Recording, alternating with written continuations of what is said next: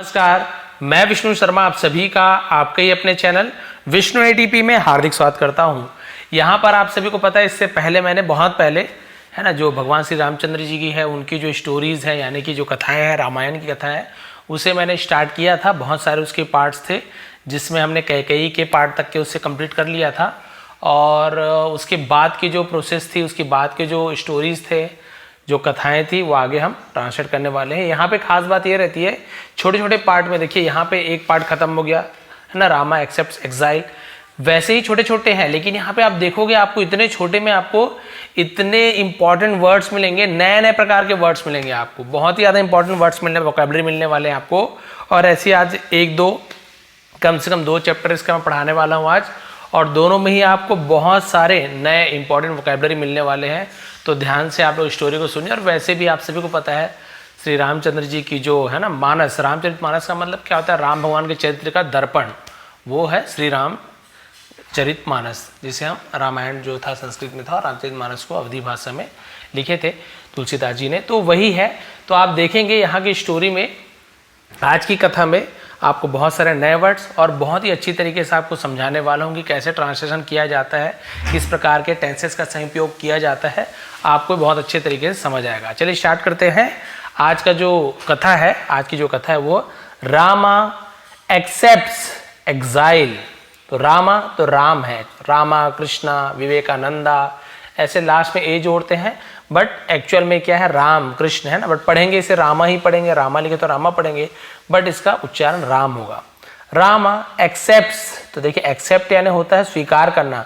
अब और एस जुड़ गया है, तो यदि वर्ब में एस से ई जुड़ जाए, जैसे प्ले में प्लेस हो जाए, रन में रन्स हो जाए, है ना, थिंक में थिंग्स हो जाए, तो वर्ब में यदि एस से ई जुड़ता है तो उसका मतलब है प्रेजेंट सिंपल टेंस का वर्ड है, जहाँ पे ता है ती है ऐसे इसका है ना उच्चारण होता है, यानी कि ऐसे से पढ़ा जाता है, ता है ती है। तो राम स्वीकार करते हैं। एग्जाइल, एग्जाइल का मतलब होता है निर्वासन।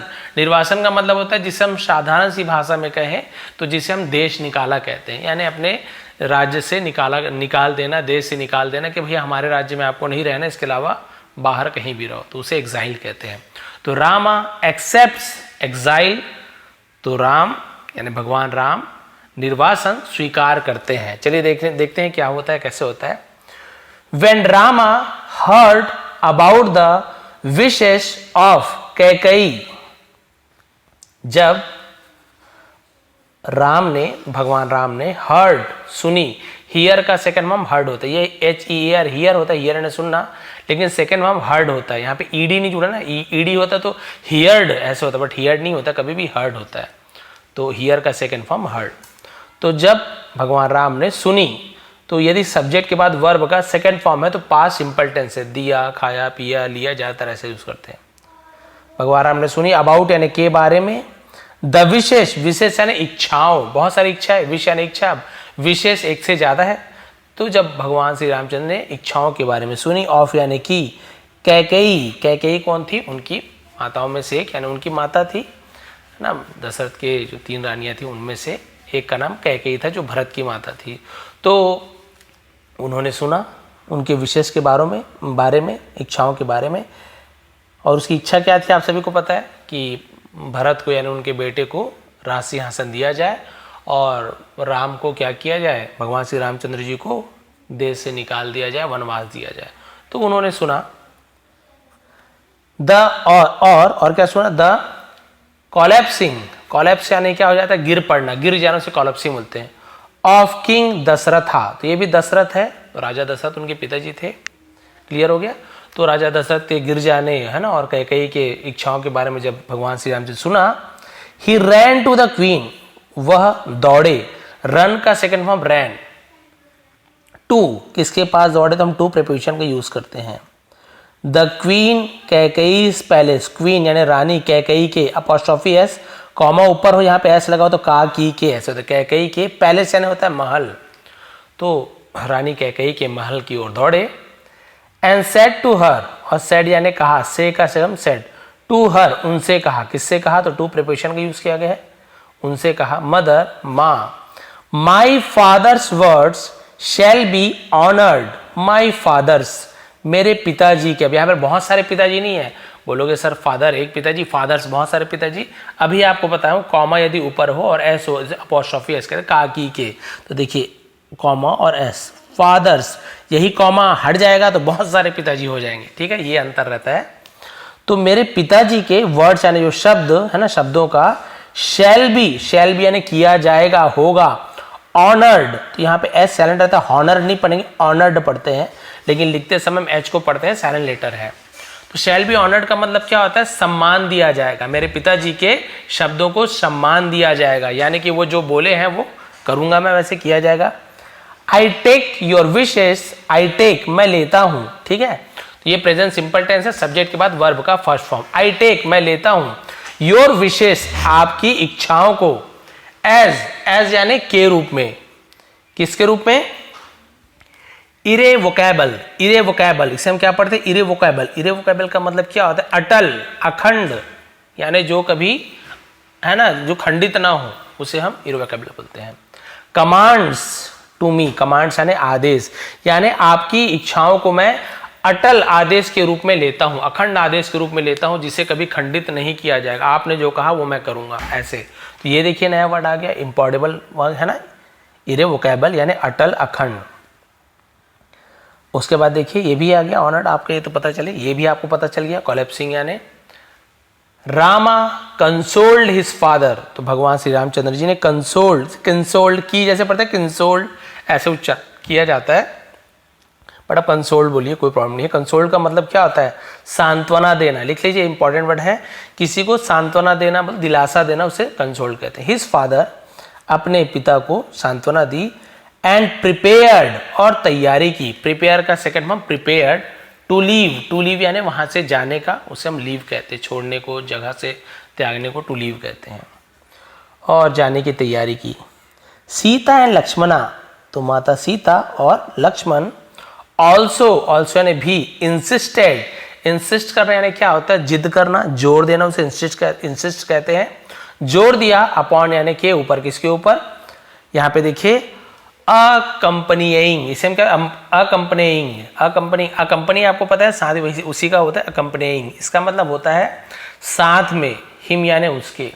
तो माता सीता और लक्ष्मण ने भी उनके साथ होने के ऊपर क्या दिया, जोर दिया कि हमें भी आपके साथ चलना है, तो जोर दिया। When they refused adamantly, जब दे यानी उन्होंने, रिफ्यूज यानी मना कर दिया, एडामेंटली का मतलब होता है, ये भी होता है अटल, उसे हम एडामेंटली कहते हैं कि अपने बात पर अटल रहना। टू स्टे बैक यानी वापस चले जाने के बात को उसने मना कर दिया, अटल रह के कि नहीं हम वापस जाएंगे नहीं। तो क्या हुआ, रामा यील्डेड, तो भगवान राम क्या हुआ, यील्डेड।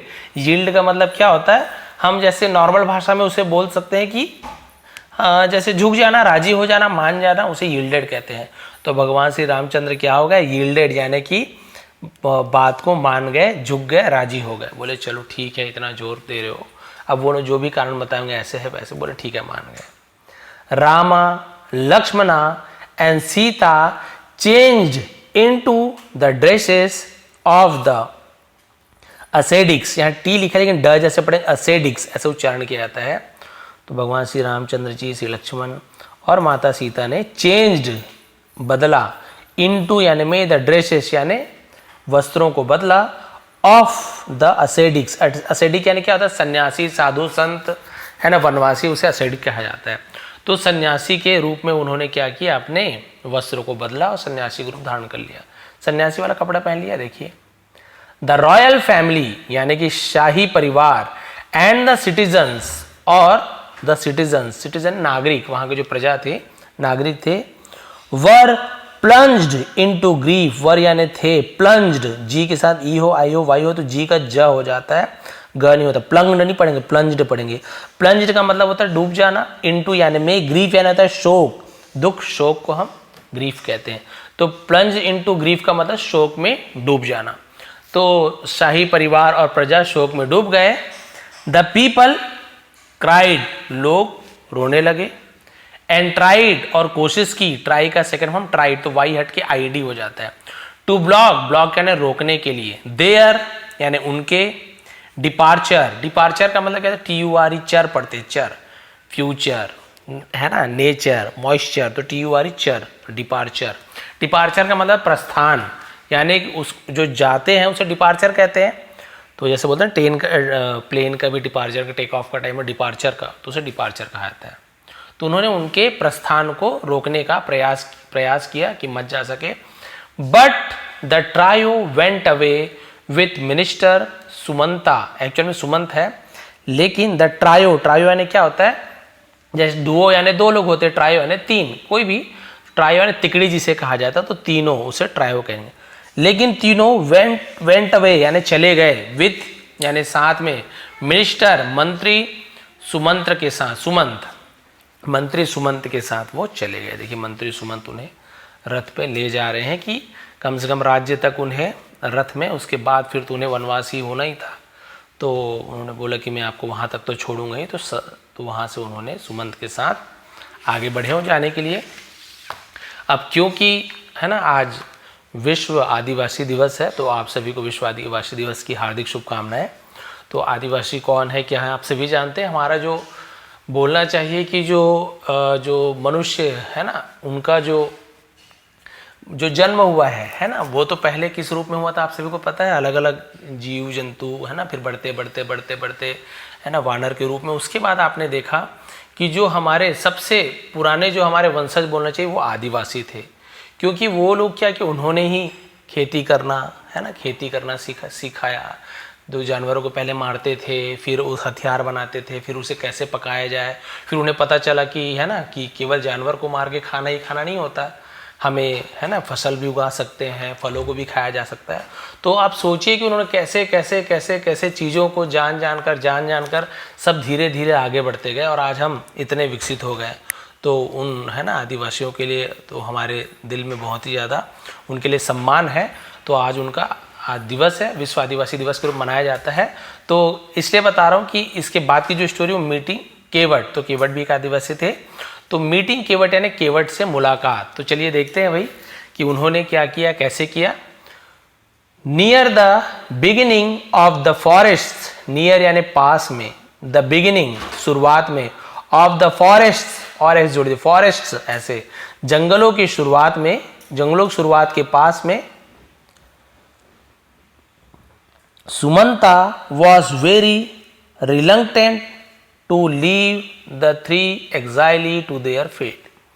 तो सुमंत वॉज यानी थे, वेरी बहुत, रिलक्टेंट, रिलक्टेंट का मतलब क्या होता है, हम बोलते हैं अनिच्छुक हो जाना, रिलक्टेंट यानी कि उनकी इच्छा नहीं थी, मन नहीं था, उसे रिलक्टेंट कहते हैं।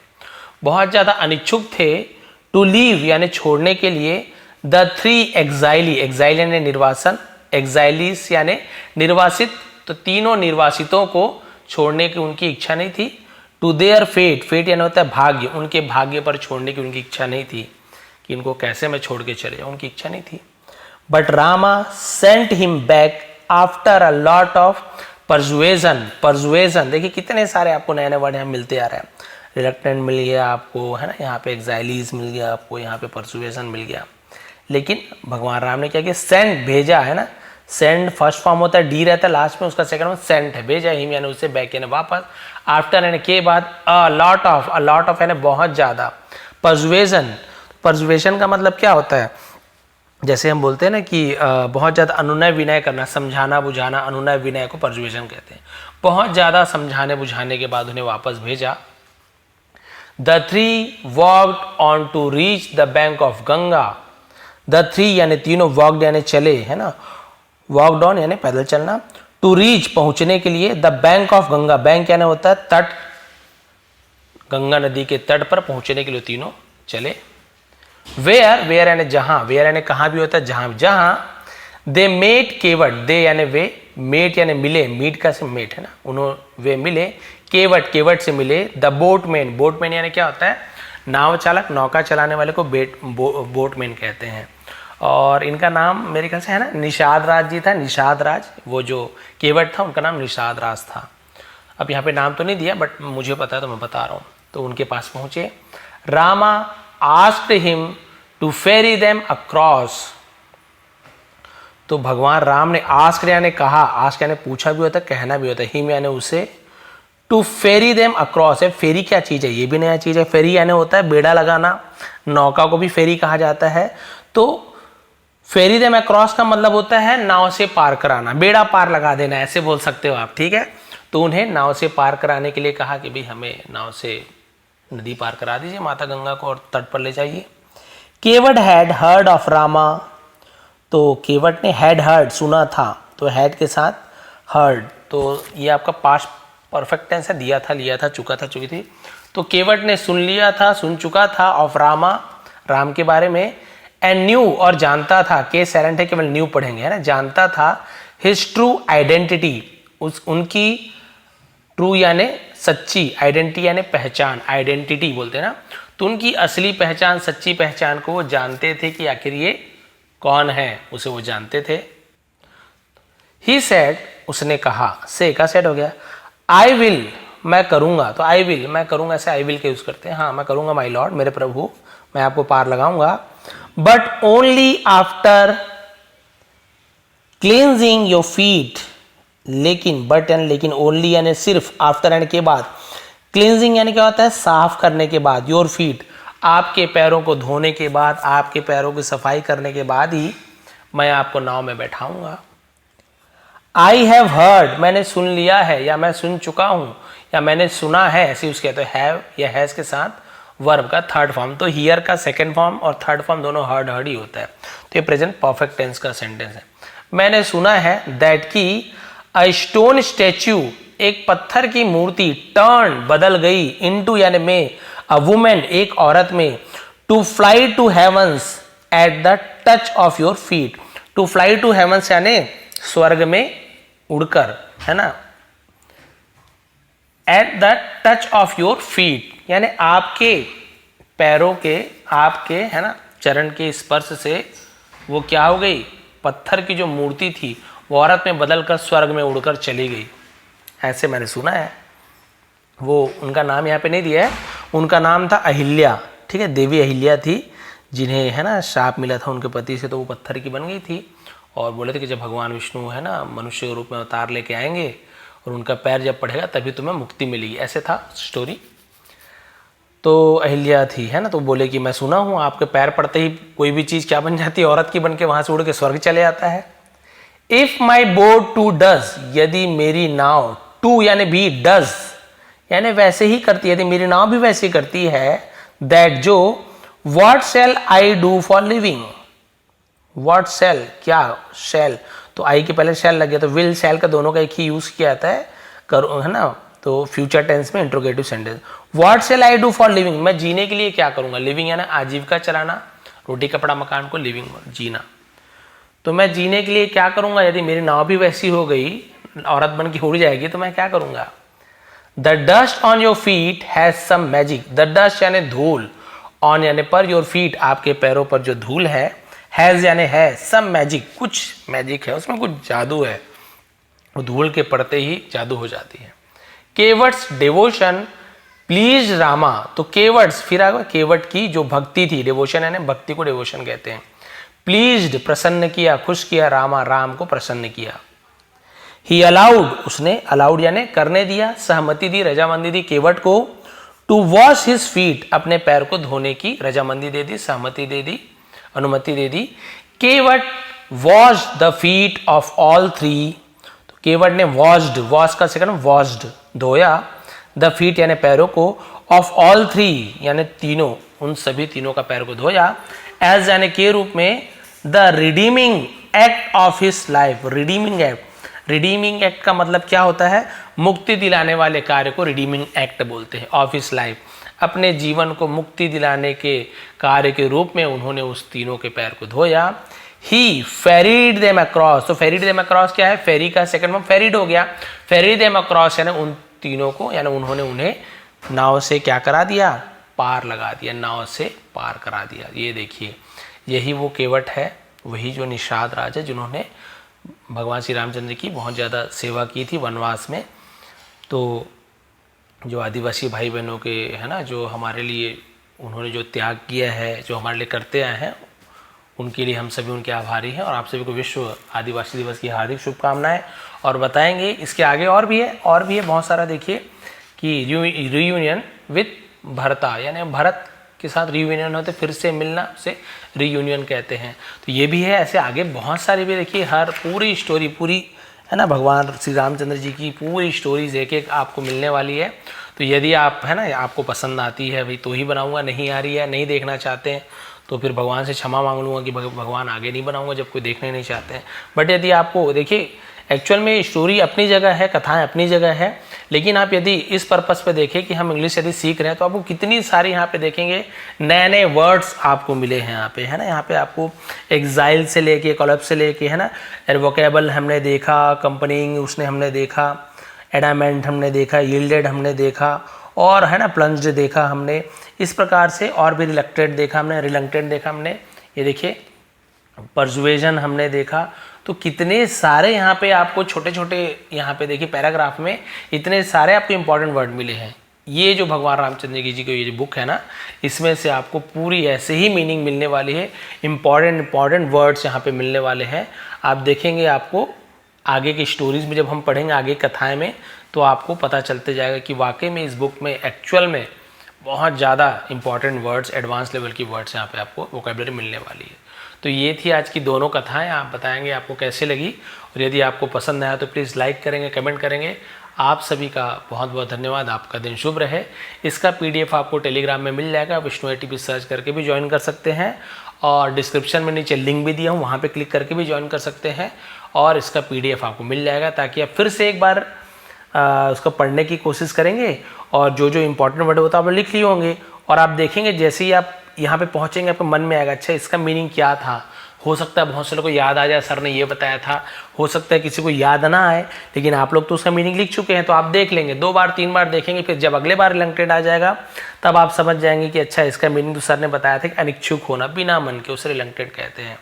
तो ये थी भाई आज की स्टोरी। पसंद है तो प्लीज़ लाइक करेंगे, नए हैं तो सब्सक्राइब कर लीजिए, क्योंकि ऐसे ही आसान तरीके से हम यहाँ पे इंग्लिश सीखते हैं। आप सभी का बहुत बहुत धन्यवाद, और भगवान श्री रामचंद्र जी आप सभी की मनोकामनाएं पूर्ण करें। बहुत बहुत धन्यवाद।